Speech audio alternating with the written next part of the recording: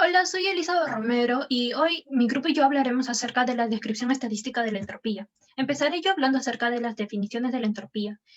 A lo largo del tiempo se han dado dos visiones del concepto de la entropía, la macroscópica y la microscópica. Bueno, la visión macroscópica fue introducida por los científicos que no creían en la teoría atómica.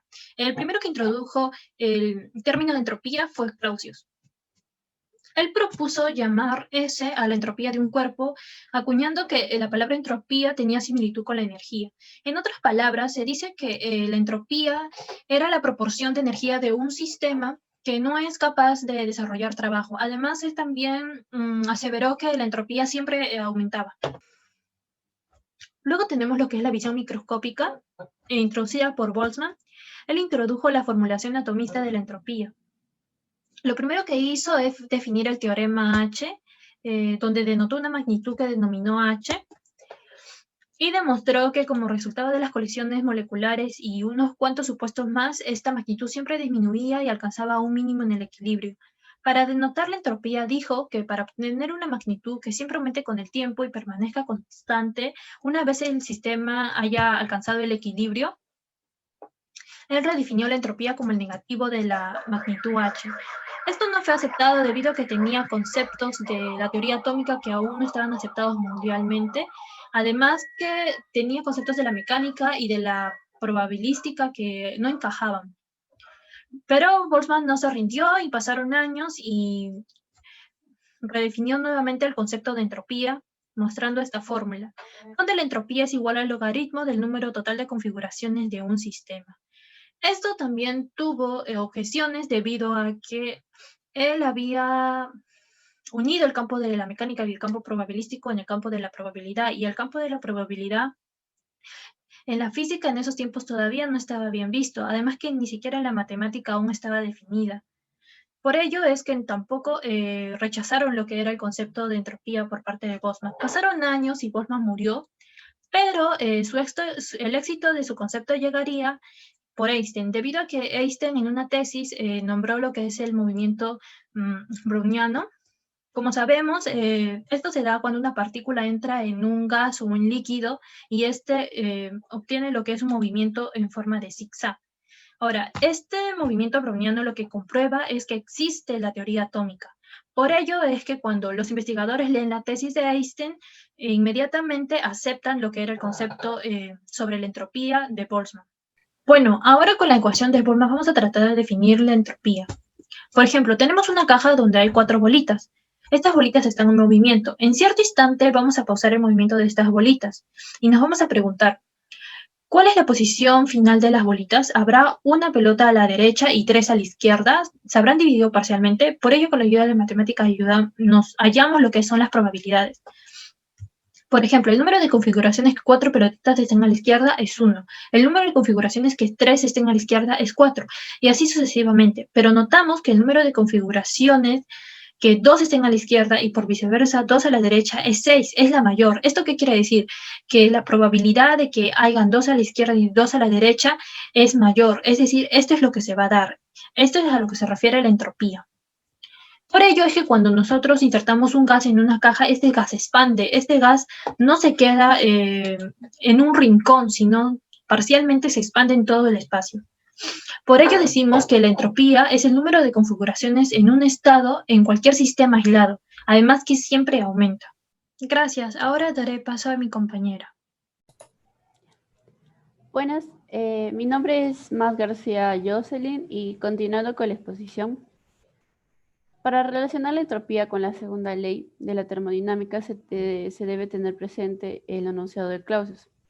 Como se ve en la diapositiva, este nos dice que no hay ninguna transformación termodinámica cuyo único objetivo sea transferir calor de un foco frío a un caliente.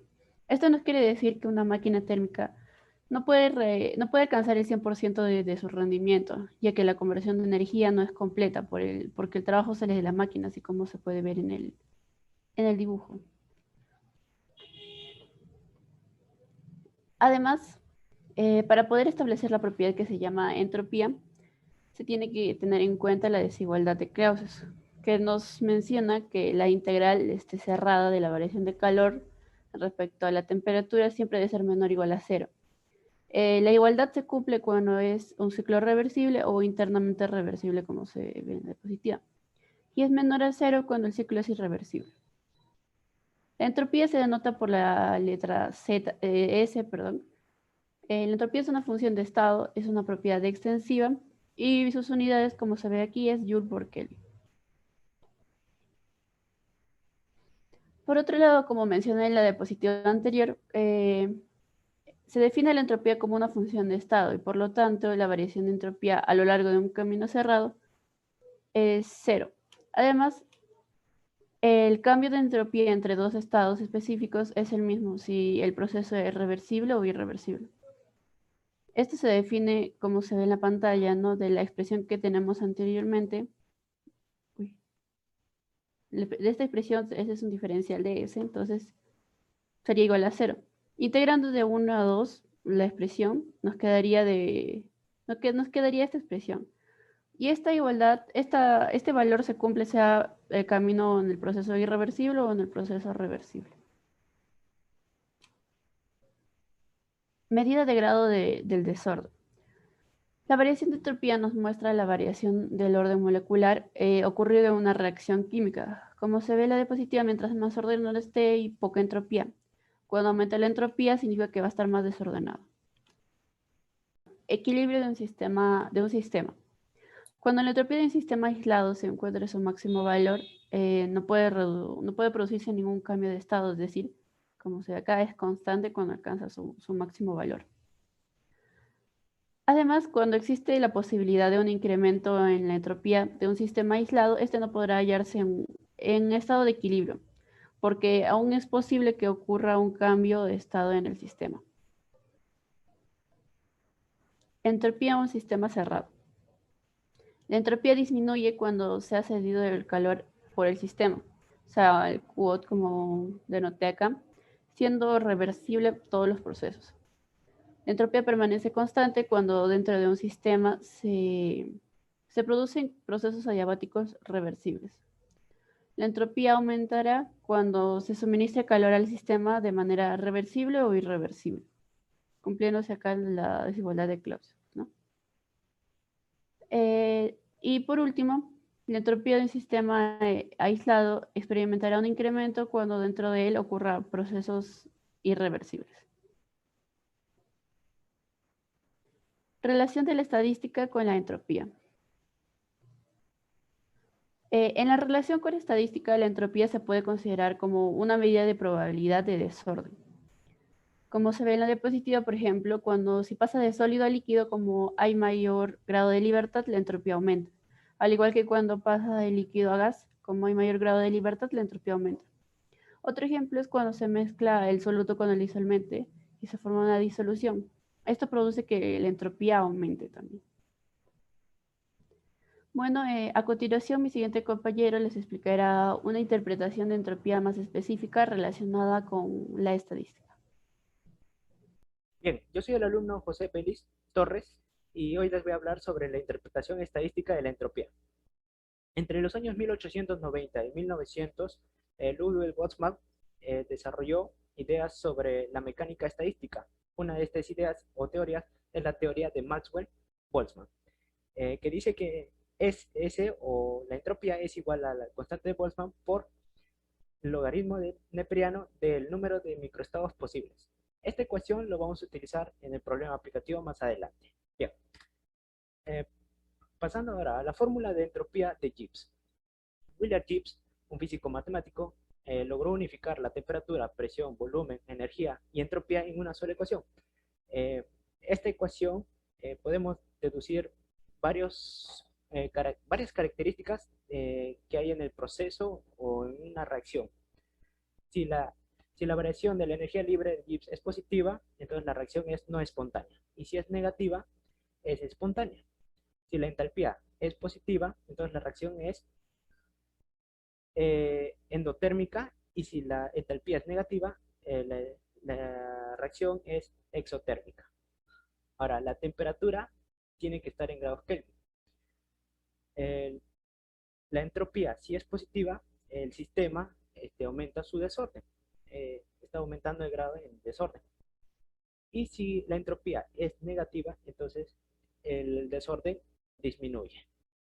Bien, ahora pasando a la constante de Boltzmann, la podemos deducir de la ecuación general de los gases ideales.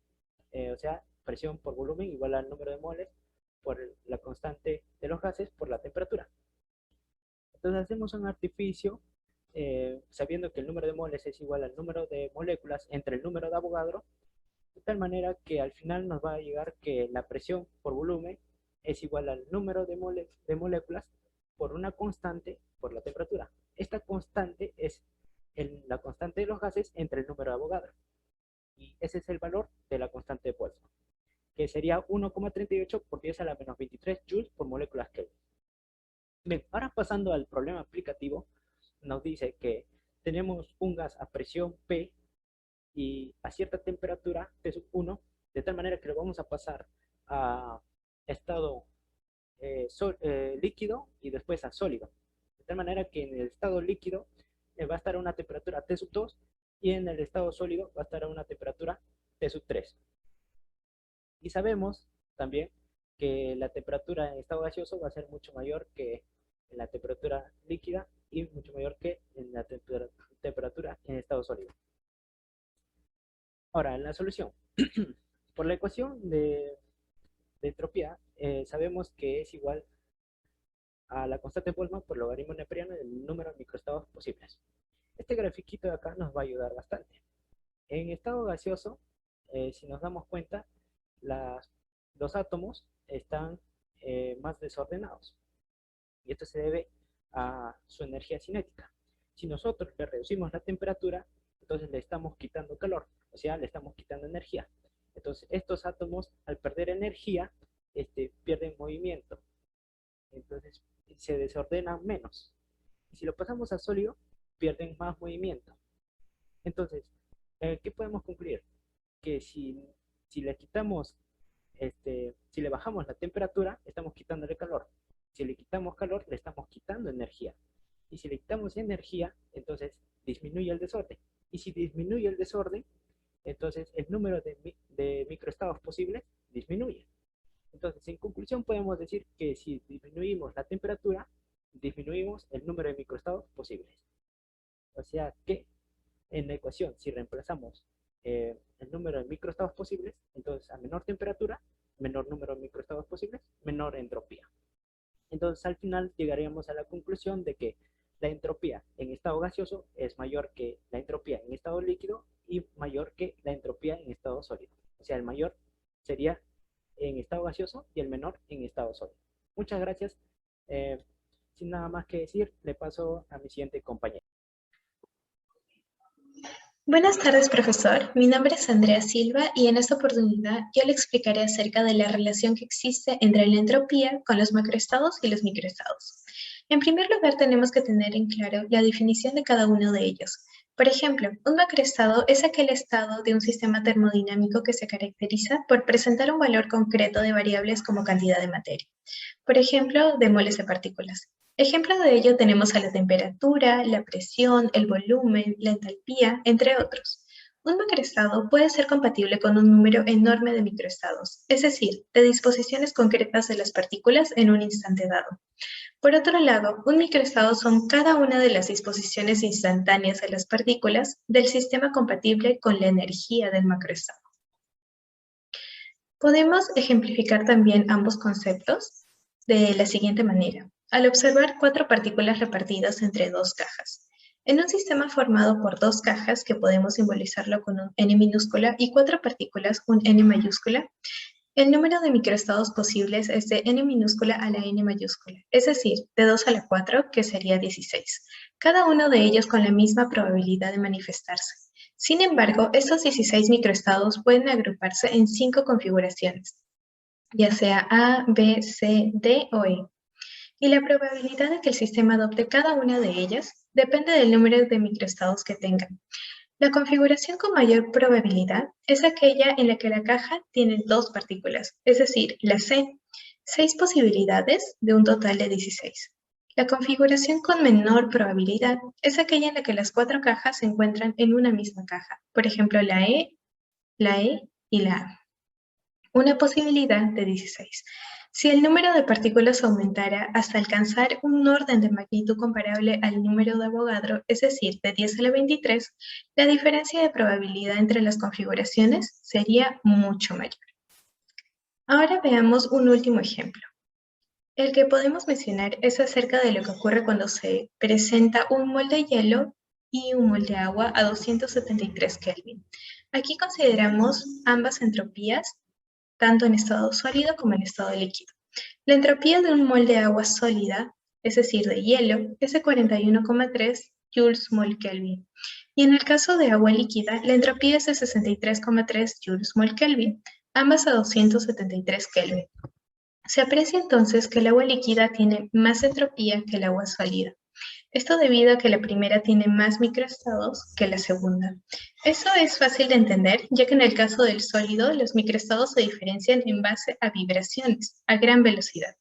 Sin embargo, en el caso de los líquidos, los microestados se diferencian en base a las traslaciones moleculares. Pero entonces, ¿cuántos microestados presentarían cada uno de ellos?